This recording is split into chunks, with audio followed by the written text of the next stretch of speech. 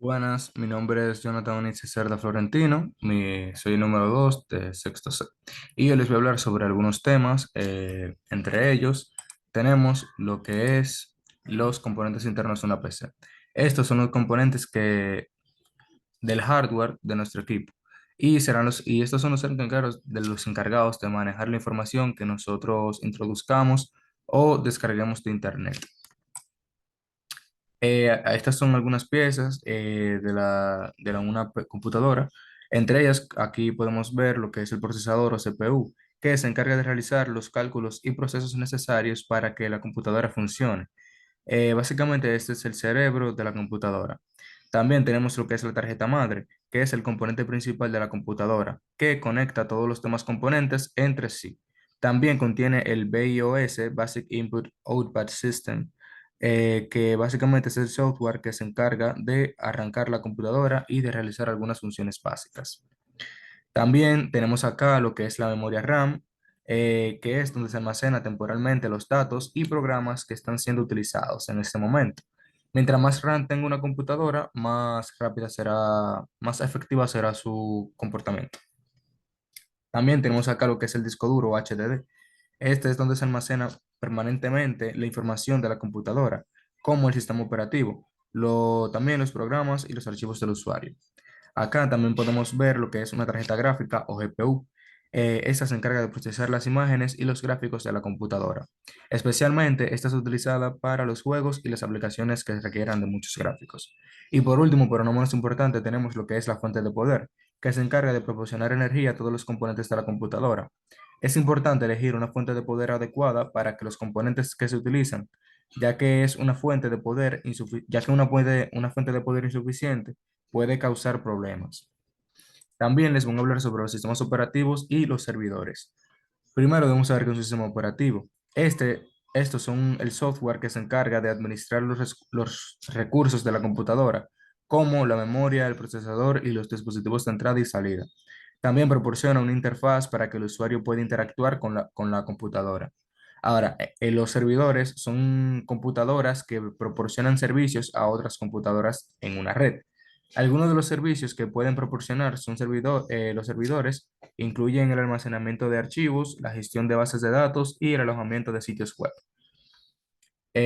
Algunos de los sistemas operativos más populares son el Windows 10 y el Ubuntu. Windows 10 es una de las últimas versiones lanzadas por Microsoft. Esta tiene una interfaz de usuario moderna y fácil de usar y viene con una variedad de aplicaciones integradas. Por otro lado, Ubuntu es una distribución de Linux de código abierto que es muy popular para las computadoras de escritorio y los servidores. Es conocida por su seguridad y su estabilidad. También vengo a hablar sobre la ciberseguridad y la seguridad de la información. La ciberseguridad se refiere a la protección de las computadoras y las redes contra ataques maliciosos, ya sea virus o hackers. La seguridad de la información se refiere a la protección de la información confidencial y crítica, como los datos financieros y los secretos comerciales. Es importante tener medidas de seguridad adecuadas en su lugar para proteger su información y su red.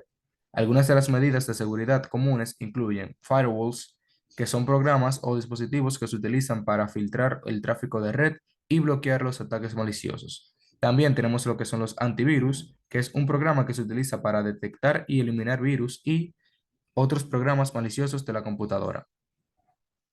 También tenemos lo que es las contraseñas seguras, que son contraseñas que deben ser largas, únicas y complejas para evitar que sean adivinadas fácilmente. También tenemos otro tema, cuáles son los backups. Los backups son las copias de seguridad de los datos importantes que se realizan para protegerlos en caso de pérdida o de daño. Es importante hacer backups regularmente para asegurarse de que la información crítica esté protegida. Existen diferentes formas y lugares donde se pueden guardar los backups, como discos duros externos, los cuales son útiles para hacer backups de grandes cantidades de datos. También tenemos los que son las nubes de almacenamiento. Son útiles para hacer backups de datos importantes que se necesiten acceder desde diferentes ubicaciones. También tenemos servicios de backups en línea, los cuales son útiles para hacer backups automáticos de los datos en línea. También vengo a hablar sobre la prevención y mitigación de riesgos.